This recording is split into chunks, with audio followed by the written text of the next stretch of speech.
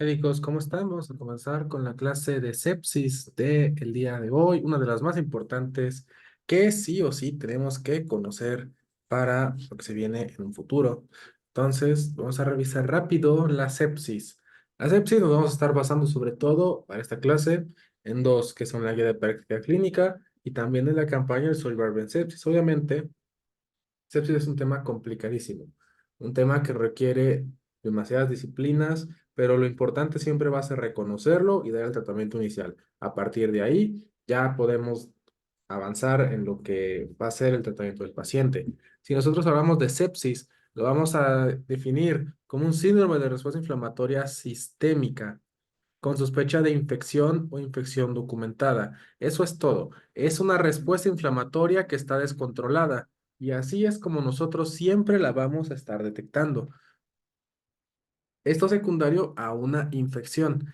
Antes, en el sepsis 2 todavía existía la llamada sepsis grave, y de hecho la guía de práctica clínica todavía la menciona así, pero esto actualmente ya no se utiliza. Solo se quedan los términos de sepsis y choque séptico. De todos modos, en el anuncio llegaron a preguntar, la sepsis grave es un síndrome de sepsis que se asocia a disfunción orgánica, también a anormalidades de la perfusión o hipotensión dependiente de la sepsis, y que responderá a la administración de líquidos.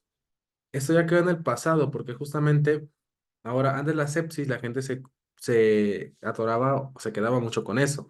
De que, ok, si tengo una respuesta inflamatoria que va a alterar una ventana de perfusión, deberá responder con líquidos. Eso es sepsis, pero no. Actualmente la sepsis es únicamente la respuesta inflamatoria descontrolada ante la infección. Ya no nos importa si responde o no a líquidos. La que sí se conserva es esta de abajo, el choque séptico, que es una sepsis grave, que incluirá hipotensión y no responde a la reanimación con líquidos. Justamente aquí vienen las definiciones de Survivor sepsis. La sepsis como disfunción orgánica potencialmente mortal que es causada por una respuesta desregulada del huésped a la infección.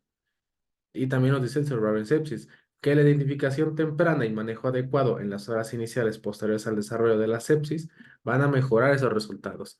¿Cuáles son los factores de riesgo para presentar sepsis estrictamente? Cualquier paciente en teoría tiene el riesgo, o sea, cualquiera de nosotros puede tener una infección descontrolada y presentar la sepsis, sobre todo si hay algún trauma o la conexión con alguna víscera o tejido profundo, pero aún así el riesgo incrementa en los extremos de la vida, o sea, menores de un año, mayores de 60 años, pacientes inmunocomprometidos, pacientes con heridas y traumatismos profundos, pacientes con adicciones como alcohol y drogas, secundaria a procedimientos invasivos donde incluso la cirugía, aun si esta es controlada, tiene un papel importante en cuanto a la aparición de la sepsis, ya que pues al final son heridas sucias, y también variabilidad genética. ¿Cómo vamos a diagnosticar la sepsis? Eso es de lo más importante que tienen que tener en cuenta a partir de ahora. Llega paciente a sala de choque o llega paciente a urgencias. ¿Cómo van a reconocer ustedes, los médicos de primer contacto, al paciente que está en sepsis? Como dice aquí, se recomienda monitoreo continuo porque estos son los valores que te van a ayudar a determinar si tu paciente está o no en sepsis. Una frecuencia respiratoria que esté elevada, una presión arterial que esté disminuida, por lo tanto la presión arterial media también va a estar disminuida. Generalmente va a ser una presión arterial sistólica de menos de 90 milímetros de mercurio, una presión arterial media de menos de 60 milímetros de mercurio, o un descenso de más de 40 milímetros de mercurio de la basal en cuanto a la sistólica. O sea que si tu paciente es hipertenso mal controlado y él generalmente tiene cifras de 150, 90, el que tú lo tengas en 170 en la sala de choque va a demostrar ya datos de hipoperfusión. Entonces, no es tan absoluto. Si podemos conocer el basal, está bien. Si no lo conocemos, pues entonces nos guiamos nada más con que tenga una presión arterial medio menor a 60 o en su defecto, que sea menor a 90 la presión arterial sistólica. Una frecuencia cardíaca elevada también es dato de sepsis. La temperatura corporal, ya sea que tenga fiebre más de 38 grados o que tenga hipotermia menor a 35 grados. Volúmenes urinarios bajos va a ser también dato de sepsis. Una uresis menor a 0,5 mililitros kilo hora. Alteraciones en el estado mental con disminución del estado de alerta sobre todo, así como la velocidad de llenado capilar que en esos pacientes va a estar retardada. Todo esto obviamente, pues otra vez secundario a la respuesta inflamatoria tan exacerbada a la infección. Nuevamente nos viene aquí la presencia de alteraciones generales inflamatorias asociadas a a la infección documentada o su sospecha establecerán el diagnóstico de la sepsis, ¿ok? Entonces, alteraciones en esta área son las que nos van a hacer sospechar de la sepsis, que de hecho, si ustedes lo notan, son las mismas que el síndrome de respuesta inflamatoria sistémica: taquicardia, taquipnea, fiebre y nada más nos faltaría aquí leucocitosis. También, otra forma en la que podemos nosotros decir que tiene una sepsis es por la presencia de manifestación de disfunción orgánica secundaria a hipoperfusión en un paciente séptico. Es el que en su momento establecería el diagnóstico de la sepsis grave, como estábamos viendo desde acá atrás, ¿no? La sepsis grave, que es por disfunción orgánica, pero bueno, ese nada más por guía de práctica clínica. Survival sepsis ya lo borró. Lo que sí es este de acá. La falla circulatoria aguda caracterizada por hipotensión persistente secundaria no explicable es definitoria de choque séptico. O sea, que si tú no tienes a tu paciente desangrándose, tu paciente no está con 20 evacuaciones diarreicas, tu paciente no tiene 15 episodios de vómito, lo más probable es que sí, bueno, y no tiene choque cardiogénico, lo más probable es que tu choque sea de tipo séptico, sobre todo si te aparece con fiebre. Pero siempre hay que tener en cuenta a este tipo de pacientes. O sea, al final la sepsis sí, generalmente es secundaria a una infección, pero pues hay que notar que no necesariamente va a ser por hipoperfusión, o al menos no lo vamos a detectar inmediatamente. No debemos guiarnos únicamente por la presión arterial para decir que un paciente está en sepsis. Debemos valorar estado mental, debemos valorar el volumen urinario, debemos valorar el llenado capilar para saber si sí o no está en sepsis, ¿ok? Para su diagnóstico, ponemos aquí, por lo menos por vía práctica clínica, para confirmar el diagnóstico de síndrome de respuesta inflamatoria sistémica de los procesos sépticos, además de la clínica, requerimos documentar por biometría hemática leucocitosis más de 12,000, leucopenia menos de 4,000 o en su defecto que tenga bandas de más del 10%. Aquí, justamente por el COVID, se empezó a popularizar, que si bien ya existía, ahora sí lo empezaron a tomar más en cuenta el SOFA y el Quick SOFA, donde justamente el Quick SOFA lo que busca es darnos una herramienta rápida para decir si un paciente que nosotros vemos en, en triage debería ser hospitalizado. Nada más para eso sirve el Quick SOFA. No te va a decir si tiene o no sepsis. Eso es por SOFA y eso generalmente es una de más de dos. Pero bueno, ¿cuáles son o qué es lo que evalúa el Quick SOFA? Uno, alteración del nivel de conciencia con una escala de Cohen de Glasgow de menos de 13 puntos, una tensión arterial sistólica baja de menos de 100 milímetros de mercurio y también una frecuencia respiratoria más de 22 respiraciones por minuto. De este lado, por el SEERS, va a ser temperatura más de 38 o menos de 36 grados centígrados, una frecuencia respiratoria de más de 20 o en su defecto, una presión de CO2 de menos de 32, una frecuencia cardíaca de más de 90 y justamente la leucocitosis más de 12,000 o una leucopenia menos de 4,000 y que tenga bandas de más del 10%. Y únicamente vamos a definir SIRS si tenemos dos o más de estos. O sea, el que tenga la pura fiebre no me va a decir nada. Pero si tengo fiebre, taquicardia y taquipnea, entonces ya puedo decir que ahora sí estoy ante un cuadro de sepsis. Bien, pues vamos a continuar con esto. ¿Cuáles son las metas para los pacientes con sepsis? Como vemos aquí, presión venosa central de 8 a 12 milímetros de mercurio, una presión arterial media de más de 65 milímetros de mercurio, un gasto urinario de 0,5 mililitros kilo hora, la saturación de oxígeno que esté en sangre venosa más de 70 o mezclada más del 65%. Pero aquí se viene lo más importante en cuanto a la sepsis, que es lo que deberían o lo que necesito que aprendan después de esta clase, que son justamente lo que se debe hacer en las primeras 3 horas en un paciente con sepsis. Y si lo puedes hacer en 1 hora, todavía mejor. Pero Survival Sepsis te da hasta 3 para mejorar la mortalidad en tu paciente. ¿Qué nos dice? El conjunto de recomendaciones de la campaña para sobrevivir a la sepsis. Pasos que se deben realizar en las primeras 3 horas. Uno, medir tu nivel de lactato. Dos, tomar hemocultivos pareados, ya sea de dos sitios de dos sitios periféricos diferentes, o sea, puede ser tu brazo izquierdo, tu brazo derecho, o uno central, ya sea por la colocación de un catéter venoso central, y también aún así pareado con otro periférico. Posteriormente, Ya que tenemos nuestra gasometría con nuestro nivel de lactato y extraímos los hemocultivos, se recomienda administrar antibióticos de amplio espectro. Ni la guía de práctica clínica no te dice cuál usar. Digo, sí te dice cuál usar. Solvar sepsis no te dice cuál usar. Entonces todavía está en discordancia. ¿Qué sería lo mejor? Si realmente cuando tú integras la sepsis tienes que buscar el origen. Si es urinario, pues pensarás en enterobacterias. Si es pulmonar, pensarás en justamente bacterias que produzcan neumonía. Si es abdominal, pensarás igual en enterobacterias. Si es cerebral, bueno, pensarás en causas que causen, en bacterias que causen meningitis o encefalitis. Si es de tejidos blandos, pensarás en Staphylococcus aureus o en enterococo o cosas así, ¿no? Y después administrar 30 mililitros de cristaloides para, en caso de que tengas hipotensión, que ya vimos, menos de 90 de sistólica, una TAM menos de 60 o en su defecto, disminución de 40 milímetros de mercurio respecto a la basal o que tenga un lactato de más de 4. También, pasos que se deben realizar en un plazo de 6 horas. Aplicar vasopresores en caso de que no responda a la reanimación con líquidos. Esto obviamente significa que ya le pasaste durante 3 horas líquido y la TAM no mejora, justamente, ¿no? Para mantener una TAM de más de 65.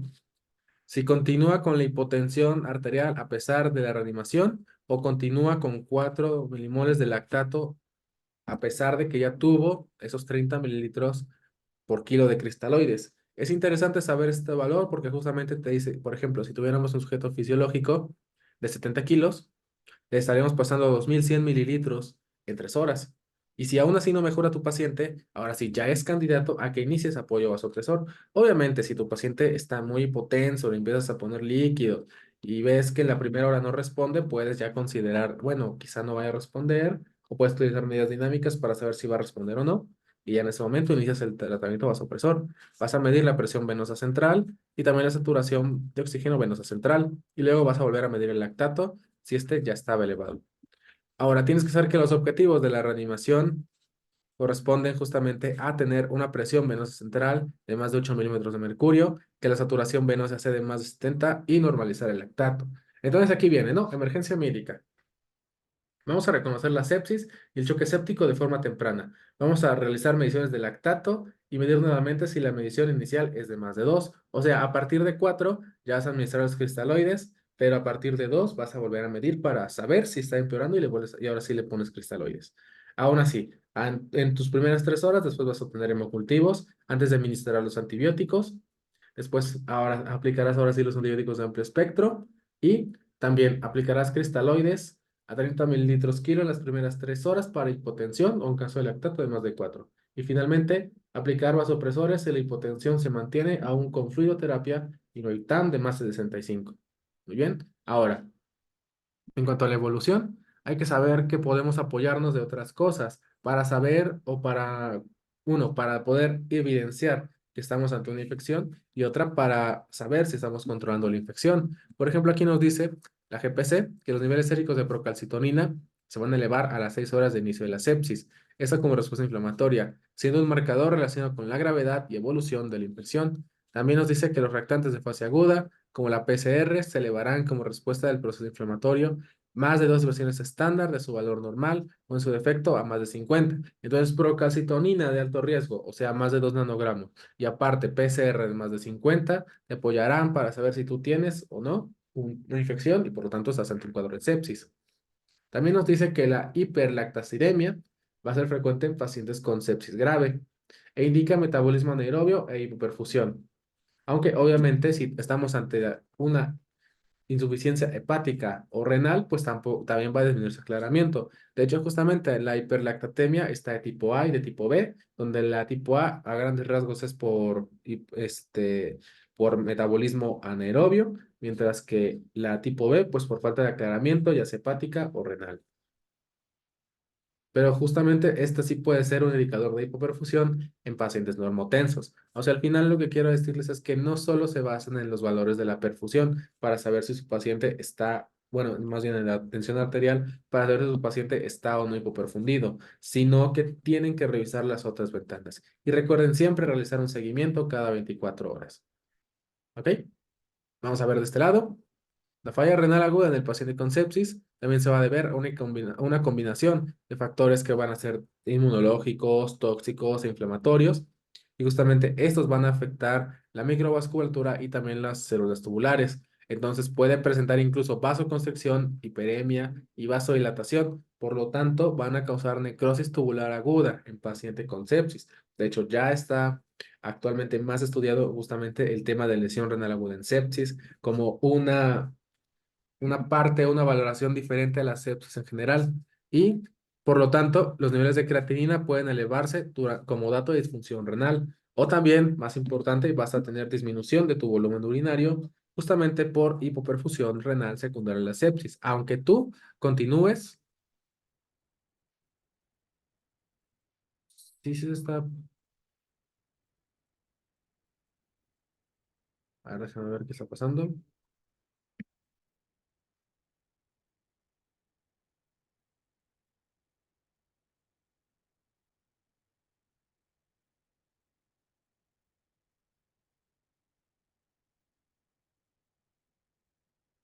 Ahí se ve la pantalla. Sí, ya, doctor. Ok. Bueno, entonces continuamos.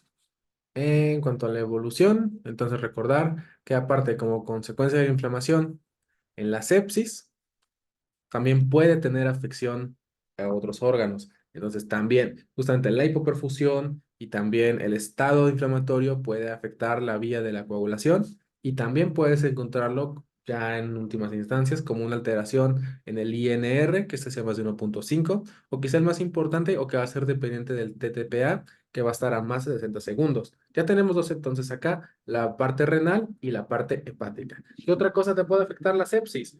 Sobre todo la médula. Y lo vamos a notar sobre todo en trombocitopenia. De hecho, aquí en algunos hematólogos hacen el chiste de que como tal las plaquetas son como las chismosas de la médula ósea. Porque si hay disfunción en la producción plaquetaria, la médula ósea se está viendo comprometida. Y justamente en los pacientes con sepsis te puedes encontrar incluso trombocitopenia de menos de 100.000 plaquetas por milímetro cúbico. Y eso también como un dato de falla hematológica.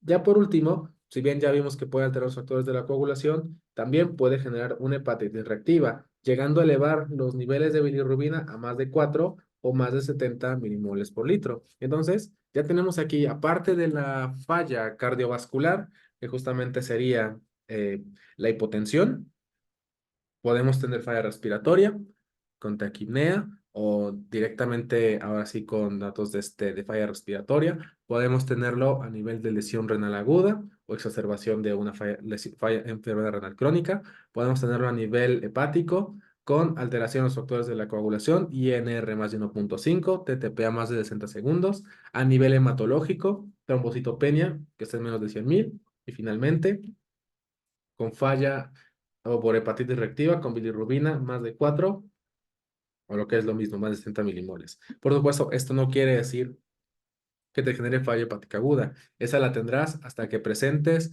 encefalopatía hepática. Y recuerda siempre realizar seguimiento cada 24 horas. Para la evolución, justamente lo que les decía, también pueden desarrollar disfunción respiratoria con una PAFI menor de 300 o un síndrome de insuficiencia respiratoria aguda con una PAFI de menos de 200, que sería un síndrome de insuficiencia respiratoria aguda moderado.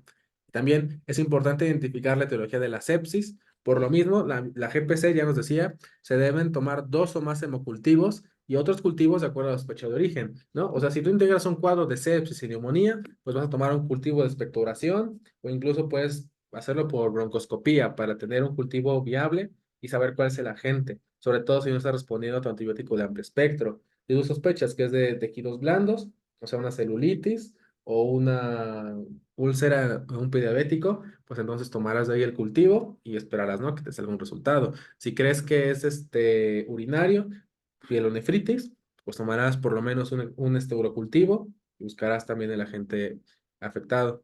Cuando sospecha de infección relacionada al catéter vascular, también se recomienda efectuar la toma de hemocultivo central y al menos un periférico por punción venosa y valorar el retiro de este dispositivo en caso de que marque infección. ¿Cómo lo vamos a saber? Generalmente se tienen que tomar los dos cultivos al mismo tiempo, o sea, el de la vía central y también debes tomar al mismo tiempo el de la vía periférica. En el laboratorio, cuando estén procesando los hemocultivos, por medio de espectrofotometría, van a detectar la formación de dióxido de carbono. Esto obviamente como metabolismo de las bacterias. Y cuando eso sucede, pues habla de que hay un crecimiento bacteriano. O sea, en esa sangre se hay una bacteria. Y aquí viene la magia. Si detecta la presencia de dióxido de carbono 2 horas antes en el catéter central que en el periférico, tienes una amplia probabilidad de que sea el catéter el que esté infectado. Y entonces ese podría ser tu sitio de infección y lo deberás retirar. Obviamente también otros datos, ¿no? Si el catéter está infectado en el sitio de entrada, el sitio de entrada también presentará eritema, presentará pus y dolor a la palpación. Y si está intraluminal la infección, es cuando generalmente tú administras una carga o pasas un medicamento a través de la vía central y el paciente inmediatamente presenta bacteriemia, ¿no? Con escalofríos, fiebre, hipotensión, diaforesis, todo eso. Ahora sí, el tratamiento. Ya vimos una parte muy importante, quizá la que siempre se nos pasa, o nos pasamos incluso, que es líquidos, pero aquí viene un poquito más detallado. El tratamiento para la sepsis grave y el choque séptico se debe iniciar en las primeras 6 horas, y con esto disminuirá la mortalidad hasta un 16,5%, que justamente, ¿no? Eran las primeras 3 horas que los marcaba el Survivor Sepsis para, otra vez, toma de gasometría para lactato, y también para ver si no estamos ya ante un síndrome de insuficiencia respiratoria por PAFI. También, para la toma de hemocultivos antes de la administración de antibiótico, el inicio de líquidos en las primeras 3 horas a dosis de 30 mililitros por kilo de peso. Y finalmente, la administración de los antibióticos de amplio espectro. Y ya en las 3 horas siguientes, o sea, de 3 a 6 horas, el manejo de vasopresores, si es que tras la administración de líquido no está mejorando tu paciente. Entonces aquí nos dice incluso la GPC, se recomienda iniciar la reanimación a base de soluciones cristaloides, más de 1000 mililitros en un lapso de 30 minutos. Esto correspondería un poquito con lo que vimos en la clase de manejo de líquidos, de fluidoterapia, que nos decía, ¿no? Que en la primera hora se pueden dar bolos de 500 mililitros, retos de 250. Digo, cargas de 250 o retos de 100. Eso ya dependerá, que justamente mides sus primeros 500 mililitros.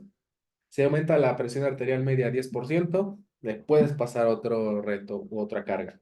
Si sube otro 10%, le puedes volver a pasar otra carga, y así te la puedes pasar cada 15 a 30 minutos hasta que tu paciente ya no responda a la administración de líquidos. En ese momento paras, y si todavía tienes hipoperfusión, entonces tienes que administrar el vasopresor, porque por más líquido que le metas, tu paciente no solo no va a mejorar, sino que lo vas a sobrecargar de líquidos, y ahora va a presentar edema pulmonar agudo, o va a presentar edema de miembros periféricos, o va a presentar ascitis, cosas así. Se va a fugar ese líquido a donde se pueda fugar, porque ya no va a servir de nada que lo estés ministrando.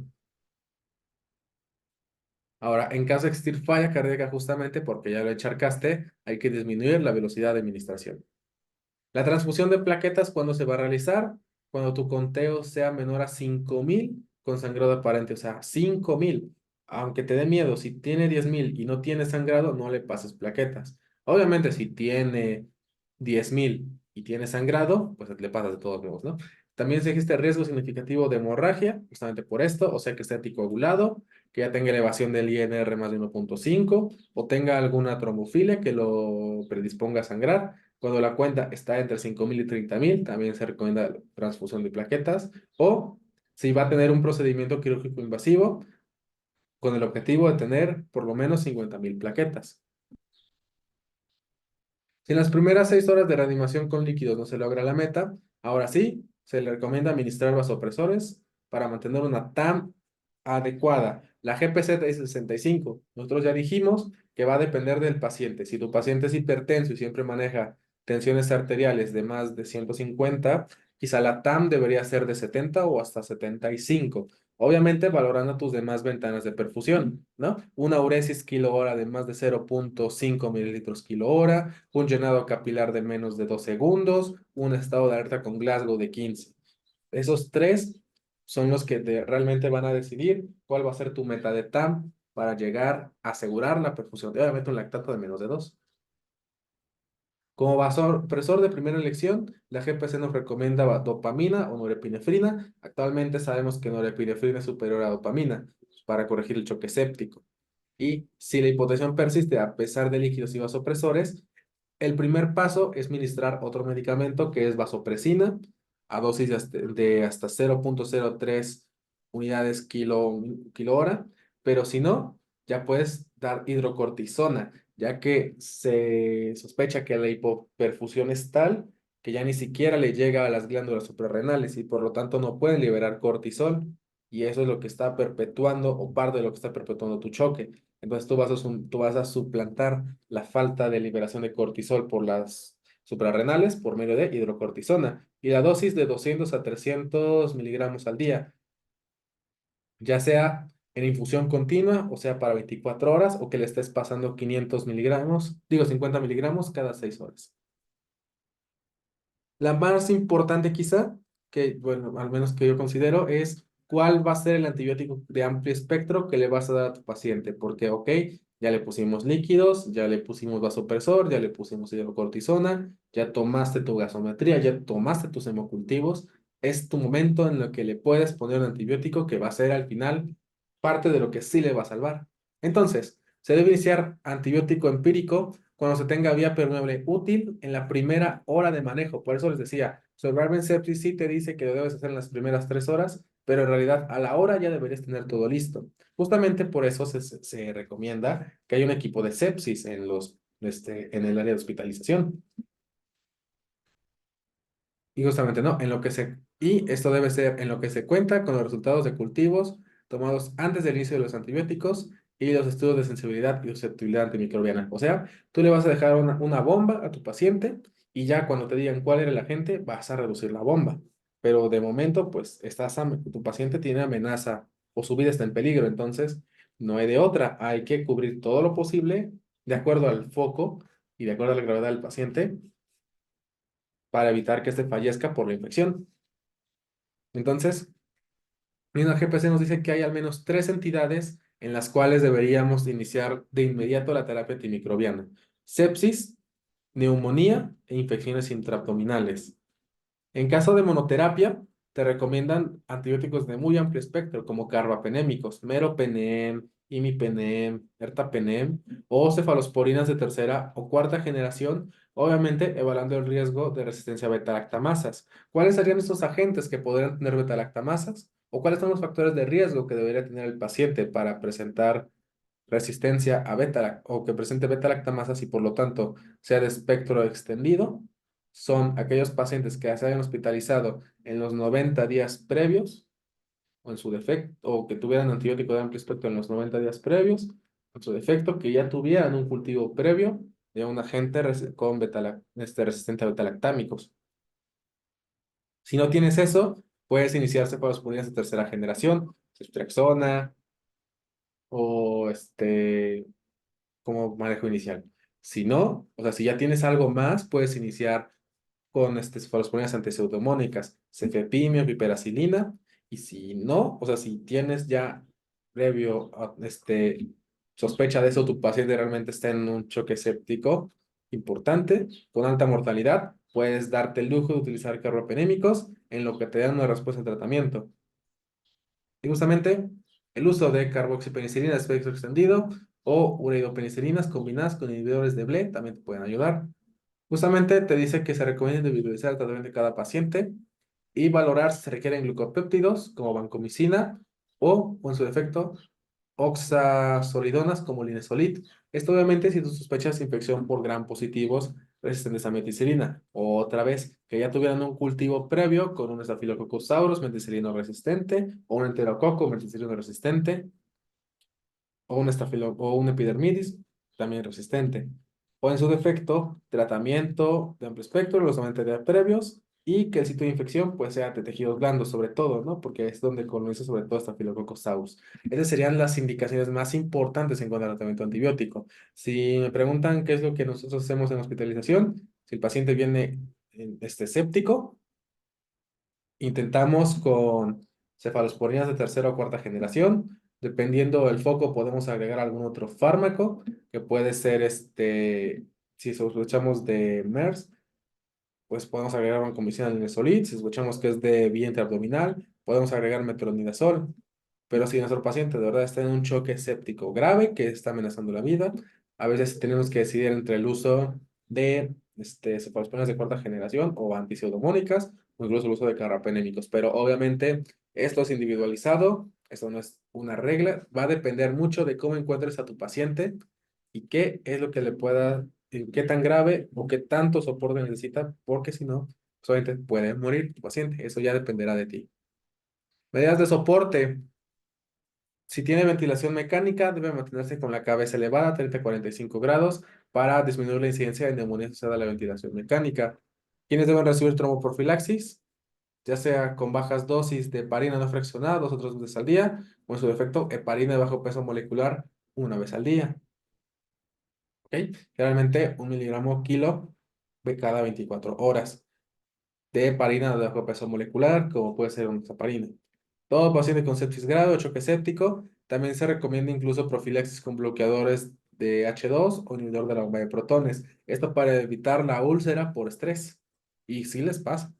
Y sobre todo si estás pasando corticoides. Actualmente esta ya quedó como, ya está en duda, ya que en muchos metaanálisis recientes se ha visto que únicamente pacientes con alto riesgo de sangrado, otra vez con anticoagulación plena, que tengan alguna trombofilia o con alteraciones de los tiempos de coagulación o trombocitopenia, son los que se podrían beneficiar del uso de inhibidor de la bomba de protones sin choque séptico. Los demás realmente no se ha demostrado diferencia en la mortalidad y sí te da el riesgo de que tengas infección por clostridoides una vez que se resuelve el choque séptico.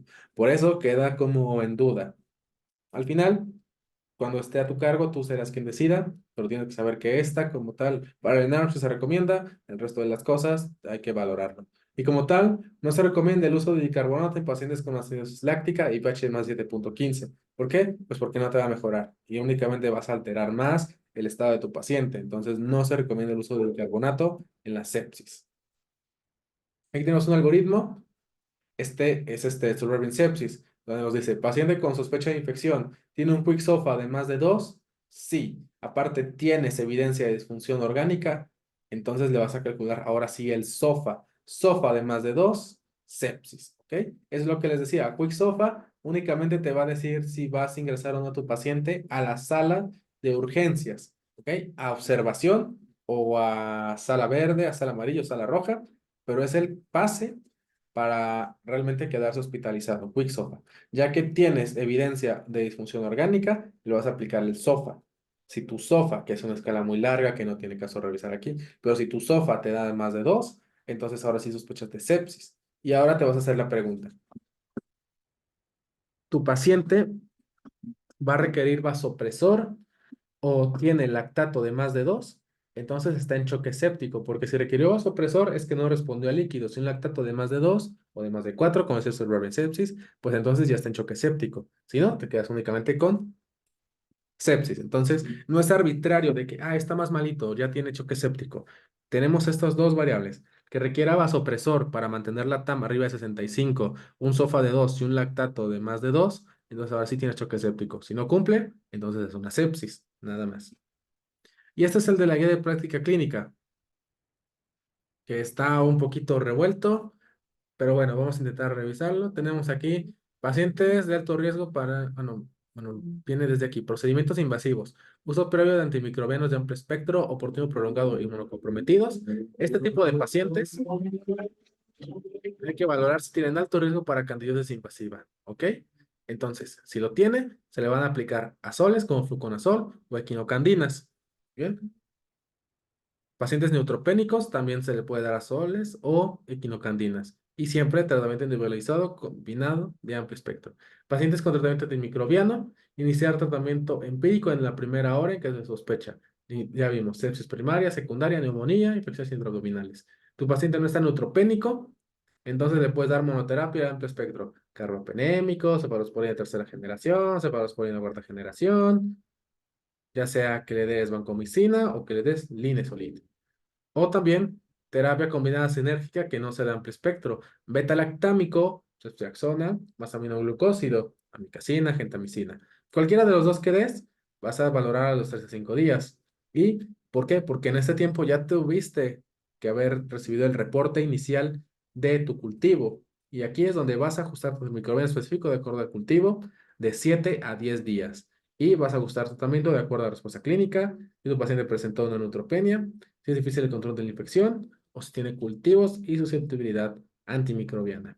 Y listo, médicos. Eso es todo por la clase de hoy. Sepsis es un tema muy amplio. La clase de sepsis de medicina interna es eterna porque tiene muchas variables, pero al menos para las primeras fases y para el ENARP, esto es lo necesario para la sepsis.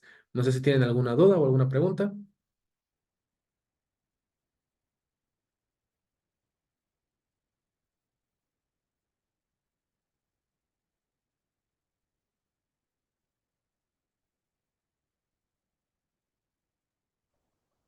Parece que no.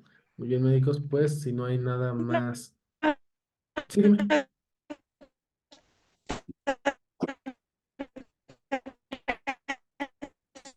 No te escucho bien. ¿Puedes repetirla, por favor?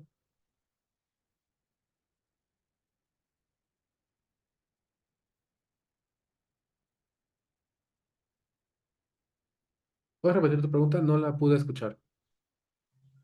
ay, no, doctor, digo que no hay dudas. Ah, ok, perfecto. Bueno, pues Sí, entonces, sí. feliz viernes. Ya nos veremos en una siguiente sesión. Buenas noches.